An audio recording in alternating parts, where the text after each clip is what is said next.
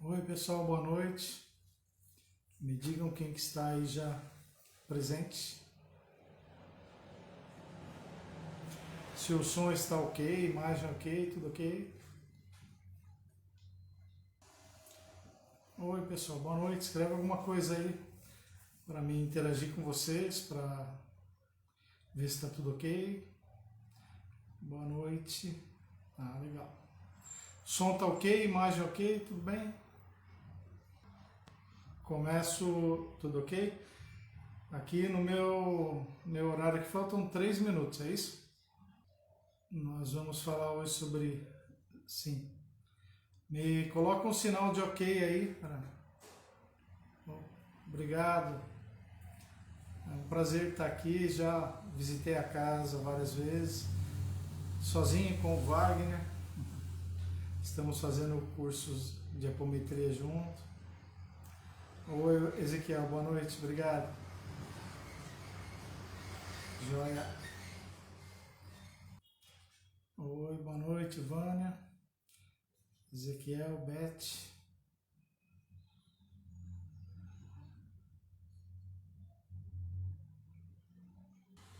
Obrigado. Boa noite, Vânia. José Faria. Boa noite.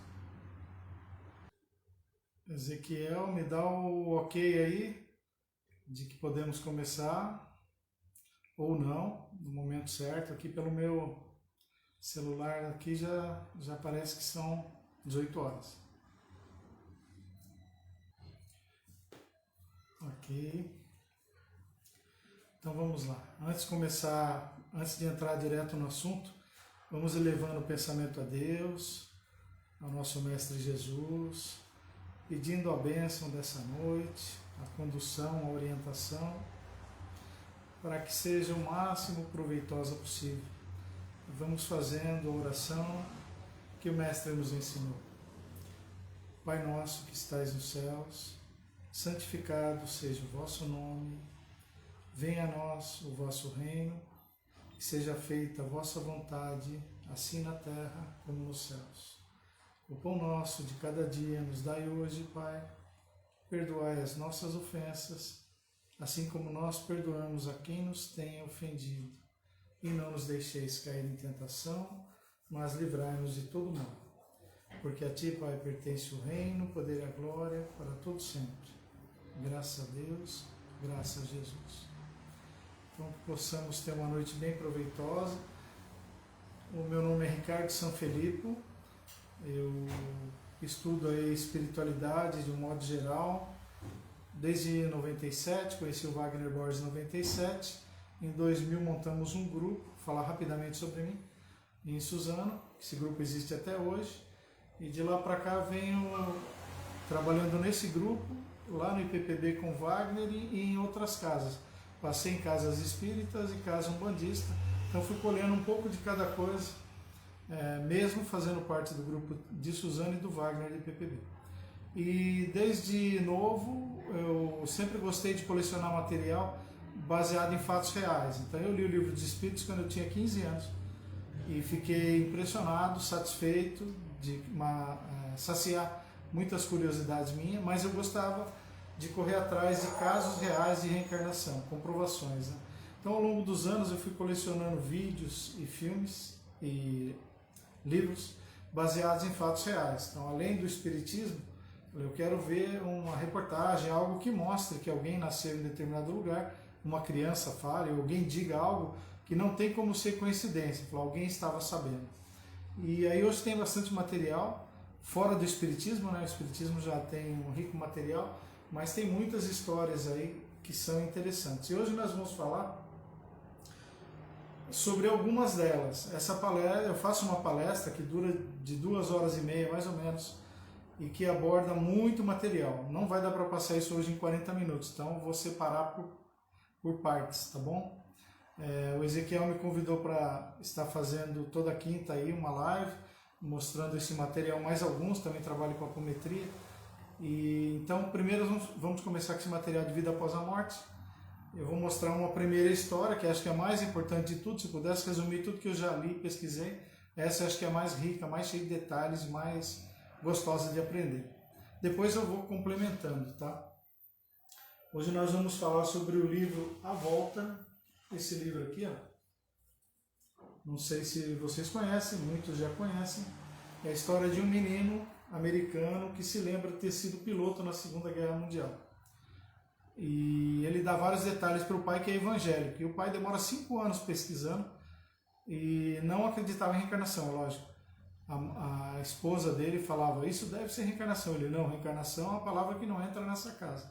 Então ele repudiou durante 5 anos, até que depois de umas 15 a 20 declarações do menino, que nós vamos ver hoje rapidamente, ele fala, só tem uma maneira de explicar isso, é a reencarnação. 5 anos, né? Graças a Deus.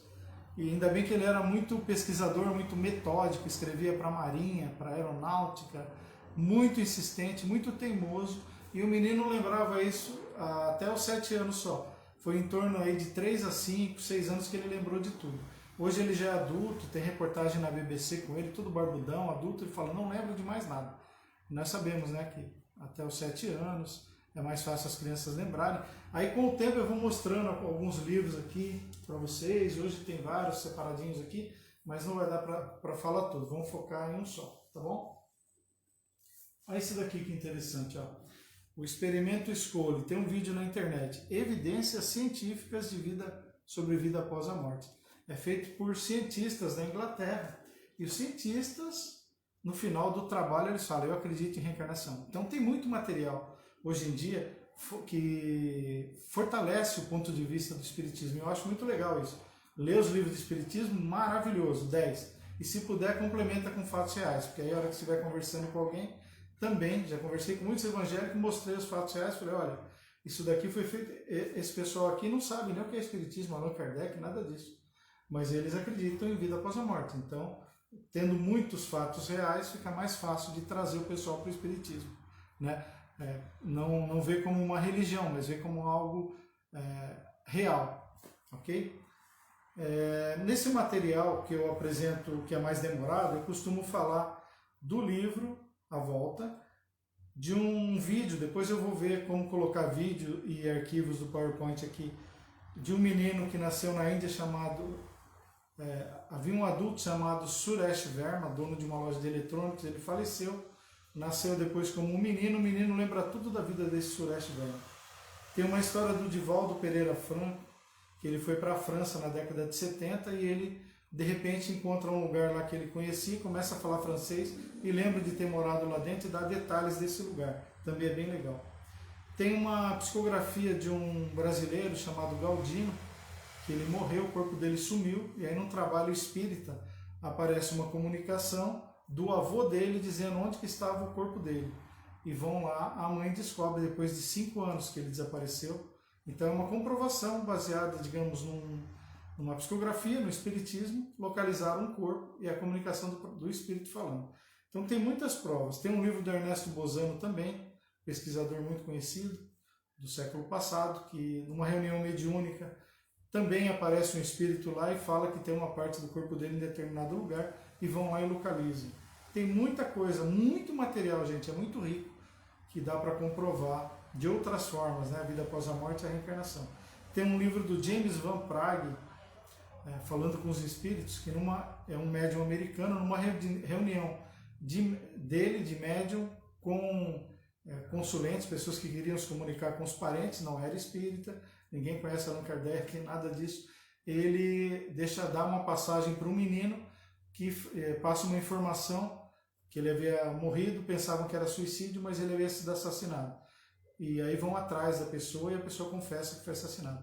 Tem a história de um menino em Israel, perto de Israel, que ele dá relatos de que ele morreu acertaram uma picareta na cabeça dele. Ele diz aonde o corpo dele está enterrado, onde está a picareta e o nome do assassino dele. E o assassino confirma e é preso. Gente, tem muito material, muito legal isso. Hoje em dia com a internet está muito, muito rica essa informação. Vamos lá. Eu vou pegar o notebook meu e vou virar de frente para vocês, que eu estou transmitindo pelo celular, tá? Para mostrar algumas imagens. Esse menino, James Leininger, ele quando ele era pequeno, bem pequenininho, lá pelos 3 anos, ele acordava à noite gritando, com medo, e falando sobre aviões, bombas, explosões, e a mãe e o pai evangélicos filtravam tudo que ele podia ver na TV, não deixavam ele ver filme de guerra, nada disso, elas não entendiam, né? A um belo dia, o menino James Leininger está no sofá, com os pés para cima, imagina ele deitado de costas, com os pés para cima, como se estivesse pedalando assim. E aí ele começa a falar, explodiu a ponta do avião, explodiu a ponta do avião. Aí a mãe, que chama Andrea, ela chama o marido, Bruce Leininger e Andrea Leininger. Fala, vem aqui escutar o que o menino está falando. Se não te falei, à noite ele fica falando essas coisas aí. E o pai é muito inteligente, começa a prestar atenção. E o menino fala assim, está explodindo, está caindo o avião. Aí ele fala, avião, que avião? Quem que está caindo? Ele fala, eu estou caindo. Como assim? É um avião? É você? É outra pessoa? Ele fala, explodiu o avião que eu estava e eu estou caindo. Como assim? Está na sala de casa, né? Ele fala, eu estava pilotando um avião, eu era o piloto, ele explodiu a ponta bem próximo da hélice, no motor, e eu estou caindo. Ele batia aqui, então com o pé, esse movimento de mexer os pés, era para estourar o vidro da cabine para ele poder sair. E o avião cai e ele morre. E o pai aproveita e começa a encher ele de perguntas, né? Você vê só que pai curioso. Começa a perguntar para ele, se você era um piloto mesmo, de que país você era? Então vamos acompanhando comigo quantas declarações ele dá que são verdadeiras. Você era piloto? Era. De que país você era? Ele fala, americano. Eu era americano. Ah, mas nós moramos na América, então você deve estar confundindo as coisas, né? A criança de 3 anos falando isso. Não, pai, eu era americano, Tá, e como que era o seu nome naquela época? Ele fala, James. Aí o pai brinca, fala, mas, tá vendo? É brincadeira, seu nome hoje é James, né? E não, mas naquela época meu nome era James. Ele bate o pé no chão ainda para insistir com o pai. Mas, bom, vamos lá. Americano, nome James, sabe o sobrenome? Ele não lembra. Também, né? Lembrar de outra encarnação, dessa vida já é difícil lembrar as coisas, da outra então, ele não lembra o sobrenome. Você tinha algum amigo que era piloto também? Ele fala, tinha um amigo. E como que era o nome dele? Jack. Jack, bom, já temos 2 nomes, Jack e James. Você lembra o sobrenome do seu amigo? Ele fala, piloto? Ele fala, sim, Jack Larsen. Aí o pai, tudo o pai escrevia, né? Falou, o que mais? Me fala mais. Contra quem você estava guerreando? Ele falou, contra o Japão. Aí o pai, bom, mentira ou verdade, americanos já lutaram contra os japoneses, né? Pode ser que seja verdade, pode ser que não, mas vamos anotar tudo. O pai escrevendo tudo. Aí você lembra de onde saía esse avião, tudo mais? Aí o menino lembra. Fala, saía de um navio grande, um navio muito grande, ele não sabia porque era porta-aviões ainda, né? Criança, linguagem de criança, né? Saía de um navio muito grande. Como que era o nome? Aí o menino fala, Natoma. Aí o pai fala assim, mas Natoma é um nome que não é americano, né? Um nome desse, onde já se viu que alguém ia usar um nome desse para um navio? Esse nome é nome de japonês, né? E o pai querendo tudo mostrar que o menino estava errado, era delírio, era fantasia, tudo mais. E o pai vai levantando mais informações, né? O menino naquela época, ele só fazia desenhos que mostravam avião atirando, explodindo, navios, só guerra, tiros no ar, né? Não fazia outro tipo de desenho, uma casinha, uma árvore, o sol, nada disso. E ele escrevia James 3 nos desenhos, eu vou mostrar já já para vocês. Já era pequenininho, mas ele sabia fazer rudimente as letras James 3. Tá. Tem 2 desenhos aqui que ele mostra isso. Aí o pai pega com aquelas informações e vai pesquisar na internet. Vamos ver se existiu algum navio chamado Natoma, né, na época, um porta-aviões. E aí o pai fica super surpreso quando vai lá no Google, que já existia, e descobre que existia um porta-aviões cujo nome era USS Natoma Bay. E adivinha de que época que era? Porque ele poderia ser de diversas épocas, não ter lutado contra o Japão, né? Os Estados Unidos não lutou só contra o Japão. 1945, tem uma foto na internet, USS Natoma Bay. Aí o pai, meu Deus. E o pai pergunta para o menino também na época, lá na sala, você lembra qual era o avião que você pilotava? Ele fala, eu lembro, era um Corsair. Aí o pai, meu Deus, nem eu sei o que é isso, Corsair. Vai lá, escreve e vai pesquisar. Descobre que existia um avião na época chamado Corsair, na Segunda Guerra Mundial. Existia um porta-aviões chamado USS Natoma. Aí o pai pega e escreve para Marinha, né? E fala, será que vocês poderiam me passar o nome? Ele fala que está escrevendo um livro. Não fala que o livro, que o filho lembra de reencarnação, nada disso. Vocês poderiam me mandar informações, que eu estou escrevendo um livro sobre a Segunda Guerra Mundial e tal, né? E eu gostaria de ter mais informações. Eu gostaria de saber o nome dos pilotos, todo mundo que trabalhou nesse porta-aviões. Aí eles fornecem o nome de vários pilotos, todos os trabalhadores lá. E aí o pai descobre que tem 3 pilotos que se chamavam James. Aí ele pensa assim, poxa, existem 3 pilotos, mas como que eu vou descobrir qual que é, né? Aí ele se lembra que o filho falava, lembra do desenho que eu falei? James 3. Aí ele vai e chama o menino, James, vem cá. Você poderia me dizer por que você escreve James 3 aqui? Aí o James fala assim, é porque eu sou o terceiro James, pai. Aí o pai, como assim? Aí ele fala, o pai do piloto chamava James, o piloto chamava James e eu chamo James hoje. Então eu sou o terceiro James. Aí o pai, nossa, verdade, se eu descobrir um piloto cujo pai chamava James, eu vou descobrir quem que ele dizia que era, né?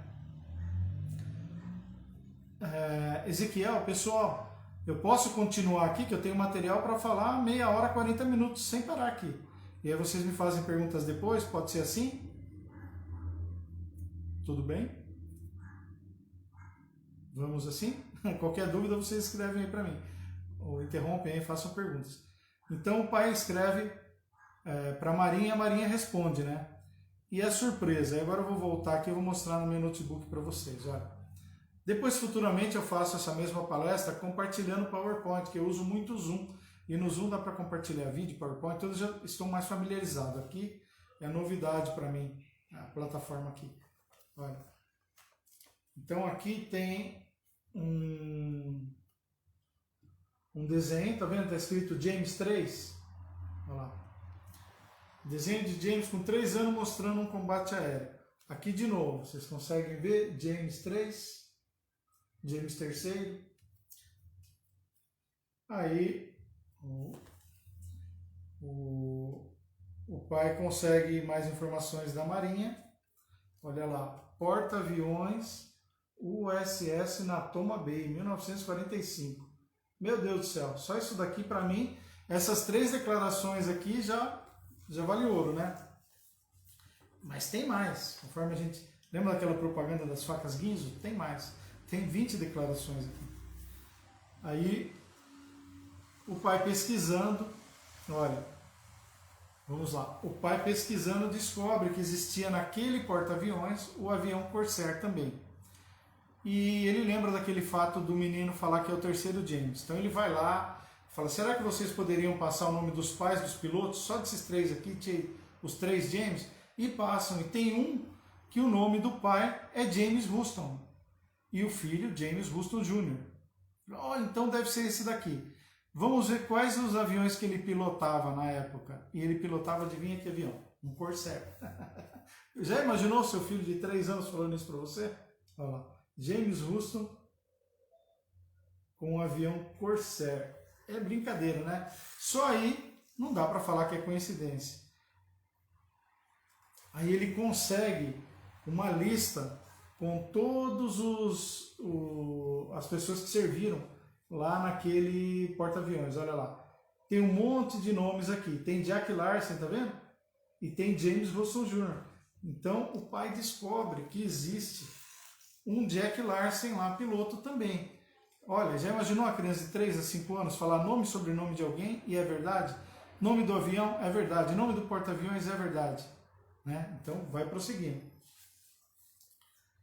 Tem vários nomes aqui que a gente vai ver no futuro. O pai liga vai descobrir se o Jack Larson está vivo. Aí liga para ele, entra em contato, fala, olha, eu tenho um filho, estou escrevendo um livro sobre a Segunda Guerra e tudo mais, e meu filho fala que é uma pessoa que foi piloto e que trabalhou junto com você lá, serviu, e o americano fica meio assim, o Jack Larson, né? Será que você poderia se encontrar com meu filho para ver se a gente consegue mais informações? Aí o Jack Larson fala, olha, eu era piloto, eu tenho um capacete da Segunda Guerra Mundial, que é meio difícil de manusear, ele é muito primitivo ainda, né? Daquela época, e se ele souber mexer, manusear, porque realmente ele foi um piloto, não é qualquer um que sabe mexer com isso. E aí marca uma reunião e olha lá, a hora que eles se encontram, o James com o Jack Larsen, olha lá, tá vendo? E ele na hora ele começa a fivelar o capacete, mexe para cá, mexe para lá, olha. Ele já consegue vestir o capacete, olha lá. Tudo que ele brinca imita uma cabine de avião. Tudo que ele brinca imita uma cabine de avião. Ele sabe tudo de avião, né? Aí o pai fica muito impressionado. Sabe mexer no capacete, o nome do piloto, o nome dele, o nome do avião, o nome do porta-aviões. Ó, vai aumentando. Cada vez vai ficando mais interessante, fica mais rico de detalhes. Aí um dia o pai olha para ele está brincando com aqueles bonequinhos, sabe? Aqui no Brasil, Falcon, que é bonequinhos que os meninos brincam, que parece soldado, tudo vestido camuflado, tudo mais. E o menino está brincando com 3 bonequinhos. Um é cabelo meio loiro, o outro é ruivo, o outro é escuro. E aí o menino chama por nome de pessoas. São bonequinhos G.I. Joe, já ouviu falar, né? Ele chama um de Leon, um de Billy, um de Walter. O pai fala, como que é o nome desses bonecos? Ele fica o tempo todo brincando, cada um com o cabelo de uma cor. Ele fala, esse aqui é o Leon, esse aqui é o Billy, esse aqui é o Walter. Fala, ô, mas como que usa um nome desse? Nome de seres humanos, de onde você tirou esses nomes, né? Em vez de chamar de Superman, Homem-Aranha, Clark Kent, essas coisas, né? Nome de humanos, né? Esquisito. Olha a resposta que o menino dá, gente. Esse de arrepiar. O menino fala assim, esses daqui são os nomes dos meus amigos que eram pilotos e que me receberam no céu quando eu fui para lá. Ah, essa é de arrepiar, não é, gente? Esses daqui são os nomes dos meus amigos que eram pilotos e me receberam no céu quando eu fui para lá. Olha, é um fato espiritual, espírita, espiritualista, comprovando, né, vida após a morte. Aí o pai, opa, vamos lá naquela lista de pilotos, de pilotos, vamos ver se tem esses 3 nomes e mais, né? Vamos ver se corresponde, se eu arrumo as fotos deles, né? Vamos ver se a Marinha fornece e ver se bate o cabelo, a cor deles com isso daqui dos bonequinhos. Está muito estranho isso daqui, né? Ele chamar por esses nomes. E outra, se o menino James Houston, que era o adulto James Houston na época, se ele morreu depois desses 3 pilotos, porque para ter sido recebido no céu, ele tem que ter morrido depois, né? Para não chegar primeiro no céu, concorda? Então vamos lá, escrever para a Marinha. Marinha responde. Então, ó, mais uma, gente, olha. Olha lá. Conseguem ler? Olha lá. Quando que cada um morreu? Ó? Um em outubro de 44. Deixa eu ler os nomes aqui. Ó. Leon Steve Corner, 25/10/44. Billy Rufus Piller, 17 de novembro de 44. Walter John Devlin, 26 de outubro de 44. Tá vendo? Olha lá. E vamos ver que dia que o James Houston Jr. morreu. Março de 45. Ou seja, os 3 amigos dele morreram em 44. Ele foi o único que morreu em 45. Falem pra mim aí, gente. Pegar uma caixa de bombom. Quantas crianças no mundo conseguem fazer uma coisa dessa? Lembrar. Acessar uma informação de 1945, o nome de 4 pessoas, dizer quem morreu primeiro, quem não morreu. Aí não é só isso, igual eu falei, as facas guinzo, e tem mais, né? Aí o pai vai atrás das fotos para descobrir se parecem, são loiro, ruivo, cabelo preto ou não, né? E olha lá. E aí ele descobre as fotos de um por um. Tá vendo? O de baixo é o James Houston Jr., o de cima é o segundo tenente Leon Steve Corner e aqui, ó, tem mais 2, estão vendo? Guarda-marinha Billy Rufus Piller e guarda-marinha Walter John Devlin. Os 3 nomes batem, a cor do cabelo bate e eles morreram antes do menino que é piloto. Tá bom? Já dava para encerrar o livro, né? Não precisava nem continuar. Eu já encerraria aí. Nossa, muita coisa. E o pai e a mãe falando assim, nossa, isso deve ser caso de reencarnação. O pai, não, isso não se fala nessa casa, tudo menos reencarnação. Deve ser coincidência. Como uma criança, né? Coincidentemente dá 5, 6, 7 declarações de alguém de 50 anos atrás, 70 anos, 60 anos atrás e bate tudo, né? Aí o pai já estava se interessando pela Segunda Guerra Mundial, começou a comprar alguns livros e o pai está um dia olhando um livro do Japão com fotos. E ele olha uma foto, eu vou mostrar para vocês, que tem uma baía, tem uma parte assim com uma pedra bem grande chamada Welcome Rock, pedra de bem-vindo. Acho que quando os navios passavam lá, alguma coisa assim, e tem uma enseada e tudo mais. Aí o menino está passando, olha que coincidência, gente, como a espiritualidade age, né? Passando do lado do pai, bem na hora que vê essa página. Aí ele volta e fala, pai, olha, essa também é de arrepiar. Foi aqui que meu avião caiu. Ah, tá brincando comigo, já era para infartar nessa hora, não era?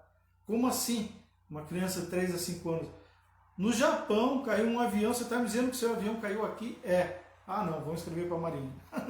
Vai lá e escreve para a Marinha. Vocês poderiam me dizer onde que caiu o avião desse bendito James Russell Jr., né? Porque meu filho aqui está dizendo que caiu no lugar e o mar é enorme, o Japão é enorme, não é possível uma coisa dessa.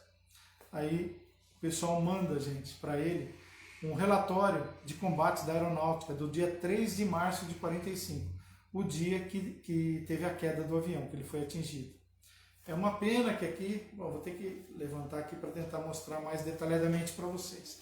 No arquivo PowerPoint fica melhor de mostrar, fica bem detalhado, mas eu faço isso de novo quantas vezes for necessário. Olha, aqui mostra direitinho que saem vários aviões e aqui está escrito crash, aqui é crash, é bem naquela pedra, Welcome Rock, por isso que ele decorou. É bem do lado daquela pedra que o avião caiu. Os aviões saem daqui, né, ó, e vão passando por cima dos navios, bombardeando, atirando. Só um que é atingido. E adivinha qual que é atingido, né? O do James Russell Jr. E ele cai próximo da pedra. Por isso que ele acabou decorando, ele viu do alto aquela imagem. Olha só, que coincidência, como é que a espiritualidade agiu bonitinho ali. É de março de 45. É engraçado que do lado dele tem o nome dos pilotos aqui, que daqui eu vejo direito, vocês talvez não. Um chamava Gingrich, outro Houston, outro Larsen. Não sei se vocês conseguem ver bem do lado esquerdo. Greenwich, Houston e Larsen.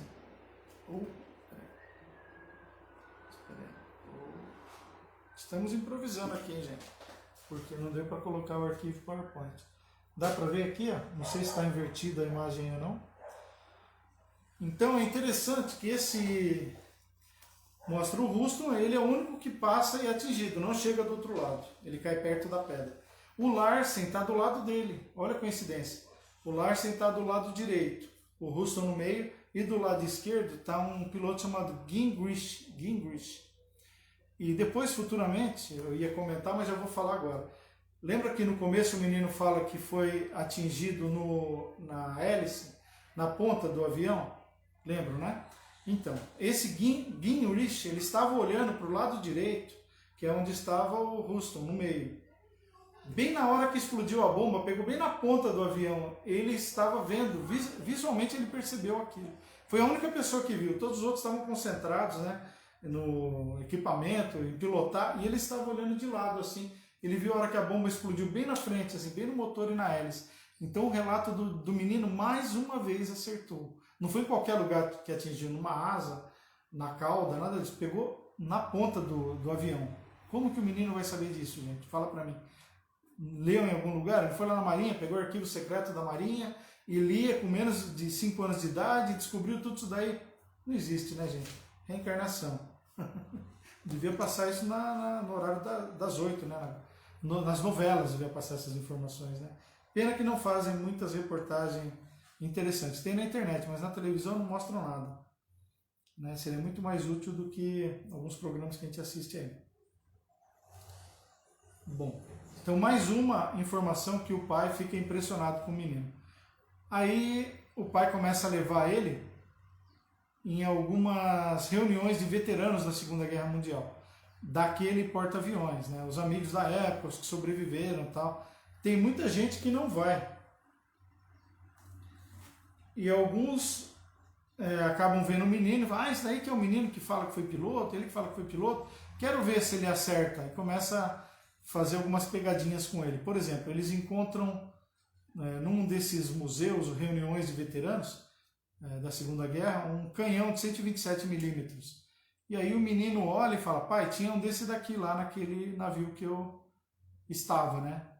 127 milímetros. Aí tem um soldado lá da época que fala assim, olha, mas falar que um navio tem um canhão é simples, né? Precisa ver em que posição que ele estava, né? Bombordo, estibordo, proa ou popa, né? Frente, atrás, esquerda ou direita, a linguagem lá da marinha. Né? Aí o menino fala direitinho onde que ele estava, dentro do porta-aviões. Aí todo mundo fica meio impressionado. Poxa, saber que tem um canhão, todo mundo sabe que deve ter, né? Qualquer navio deve ter de guerra. Agora, qual a posição dele, onde que estava, porque tinham mais modelos diferentes ali, né? Cada um numa posição. E o menino acerta. Aí a turma fica impressionada. Bom, como eu falei, não são as facas guinso, mas tem mais. Tem muito mais. Agora já estamos na metade, mais ou menos, já tem bastante informação, mas tem mais algumas bem legais aqui. O pai continua entrevistando o menino, o James, e fala assim, você lembra o nome da sua família? E ele lembra. Ele fala o nome aí ele lembra, o pai já tinha descoberto o nome do pai completo, da mãe e tudo mais pela ficha, né? E o menino lembra que a irmã chamava, ele tinha duas irmãs, duas mulheres. Uma chamava Ruth e a outra Anne. Aí ele pega e vai pesquisar lá no Google. Vamos ver se existe ainda algum parente vivo. Vai que, né? Vai que cola, vai que exista, né? E aí ele descobre que existe. Pelo menos uma das irmãs está viva. Mora a centenas de quilômetros de distância deles lá. Lá vai ele, entra em contato. Isso foi acho que em 2005, hein, gente? 2005, 2007, por aí. Entra em contato com a irmã velha, já com 86 anos. Ele fala, olha, meu filho está dizendo que foi um piloto da Segunda Guerra Mundial, que pode ter sido seu irmão. Hã? Como assim? Como assim? Como assim? Né? E nós gostaríamos de marcar uma reunião para a senhora conhecer ele, para ele ver a senhora, ver se ele lembra de mais alguma coisa. E ela fica impressionada. E eles entram num acordo e ela vem de lá, né, de onde ela mora, parece que eles pagam a passagem para ela, não me recordo direito. Ela vem e chega na casa dessa família Leininger, do Bruce, Andrea e o James. Bruce e Andrea, casal, James, o filho.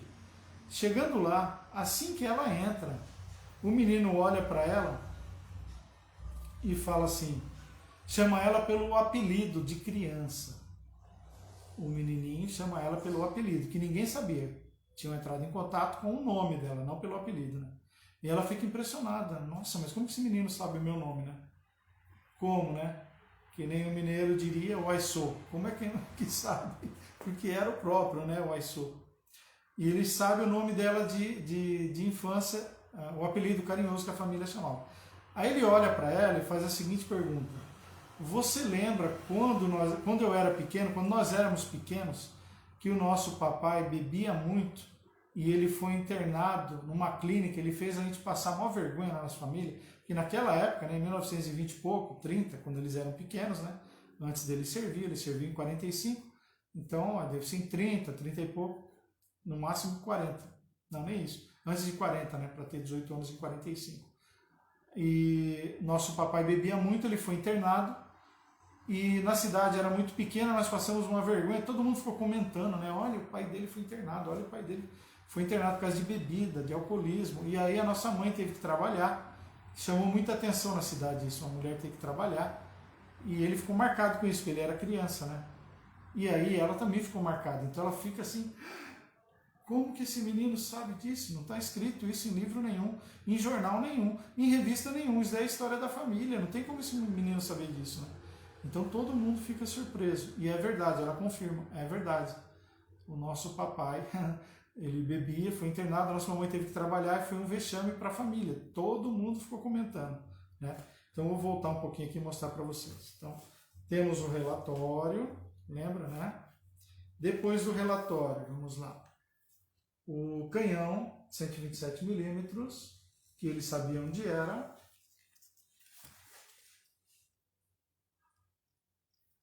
E depois tem uma foto, que aí ela consegue achar essa foto de família com ele pequenininho e elas duas, 1928, ó. Ele, Ruth e James. Tá?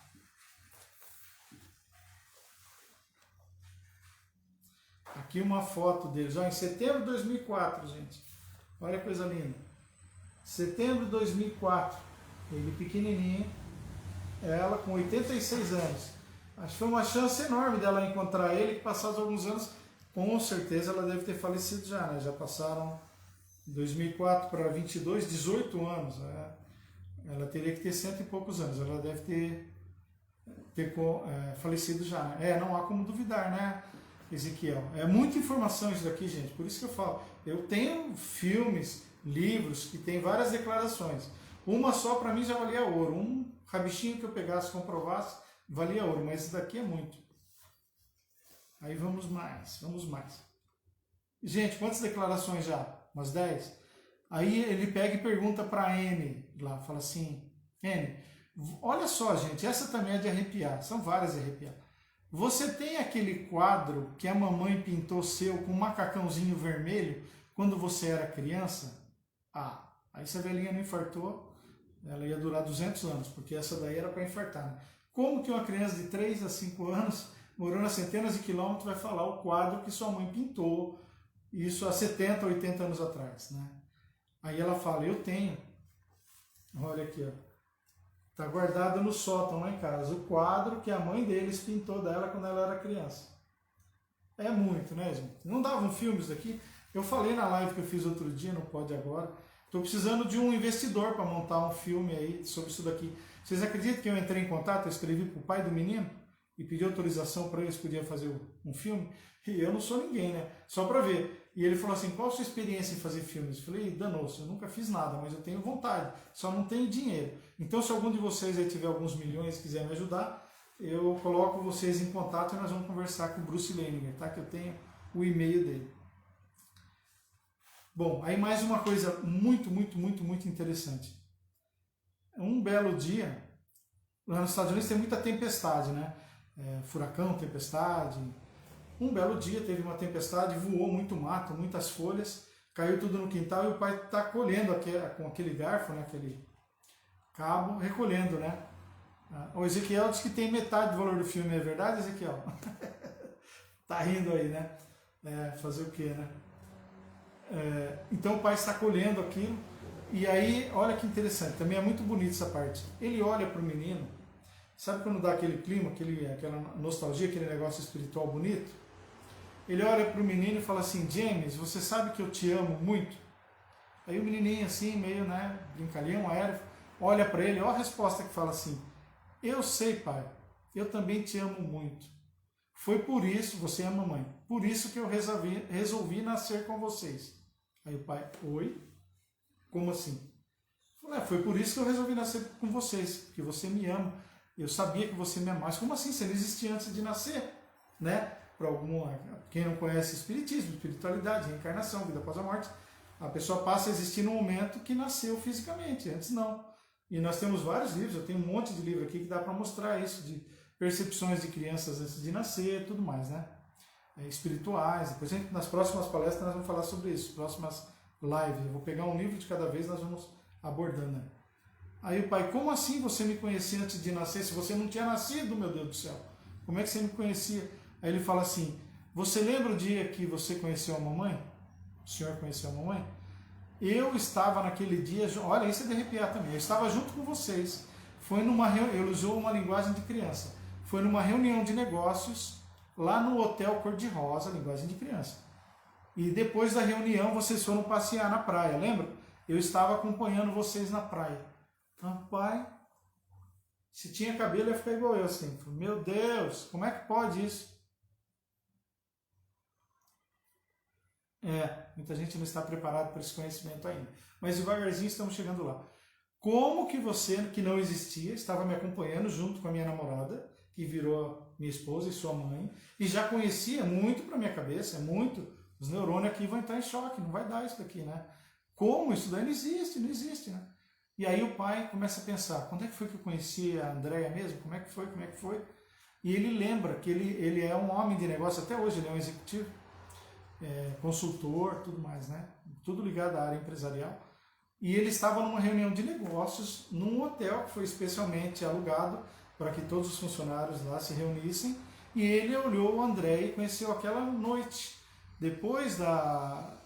Durante o dia teve as apresentações e tudo mais, à noite teve o jantar, ele saiu e já foi conversar com o André. Olha, vem aqui, vamos conversar um pouquinho na beira da praia e tal.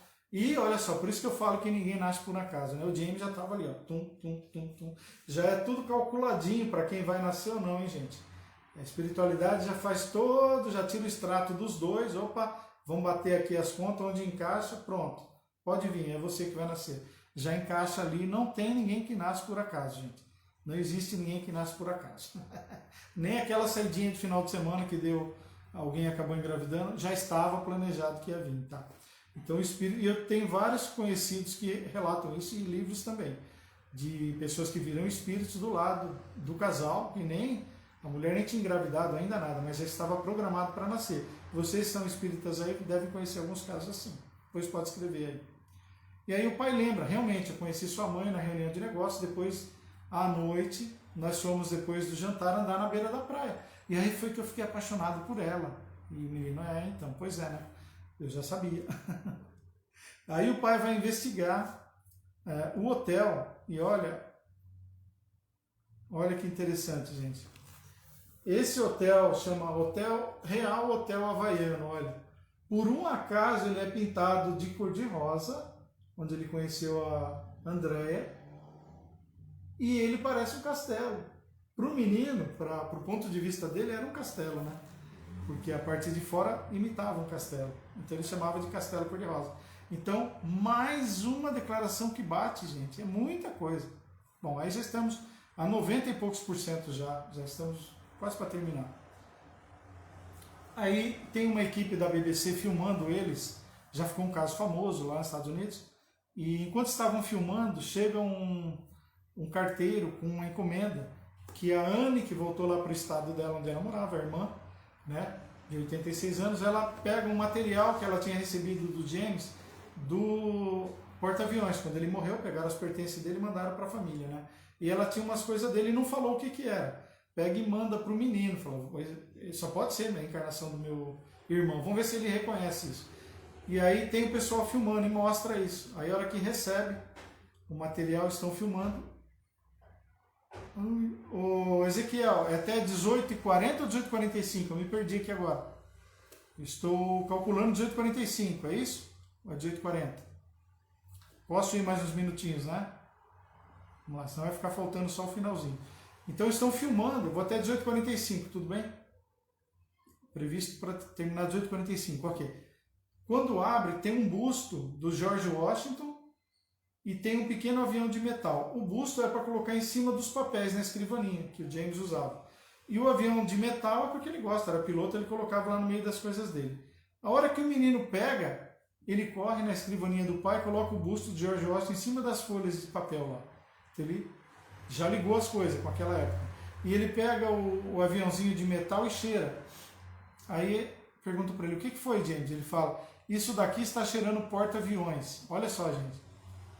Porque era de 45. Aí eles mandam para um laboratório fazer uma análise, ainda tinha camadas de óleo diesel do porta-aviões ainda na superfície do aviãozinho. Olha só, gente. Bom, aí tem uma bem legal, finalzinho, 99% agora.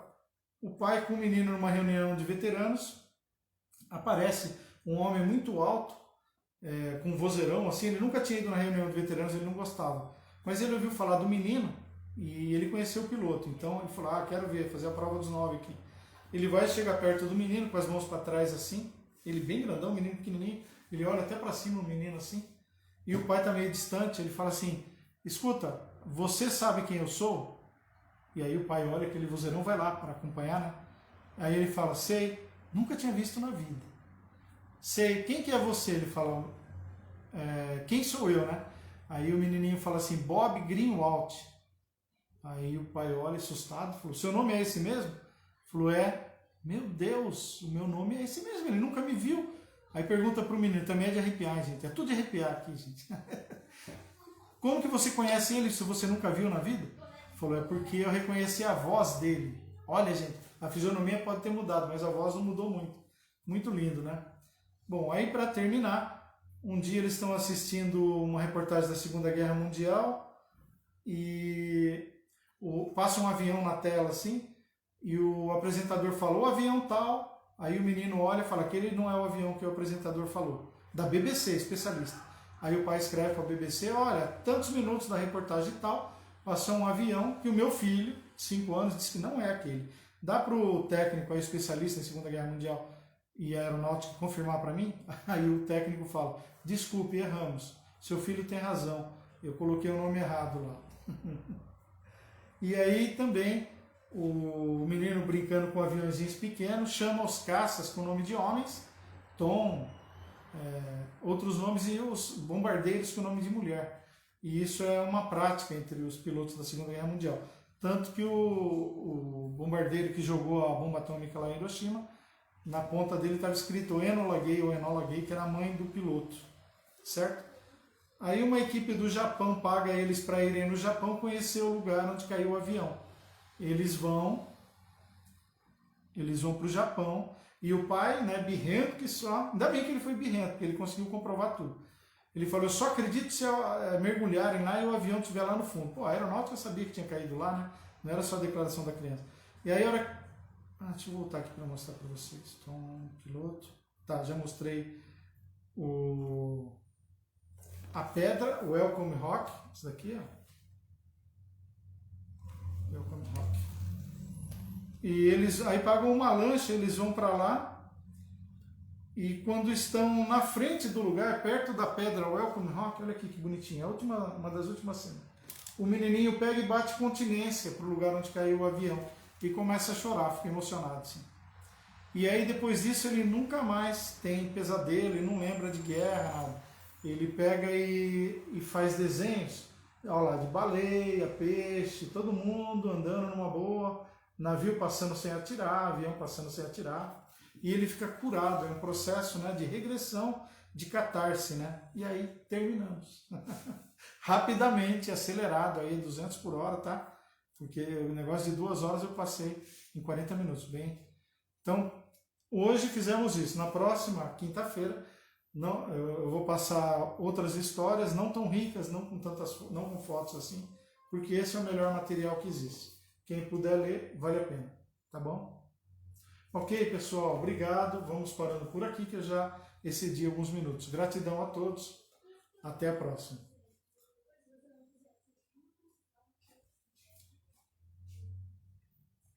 Agora eu deixo para publicar aqui, né, Ezequiel? Maravilhoso. Depois a gente repete um dia essa história com o PowerPoint, tá? E com mais tempo. Eu vou concluir aqui. Fechar.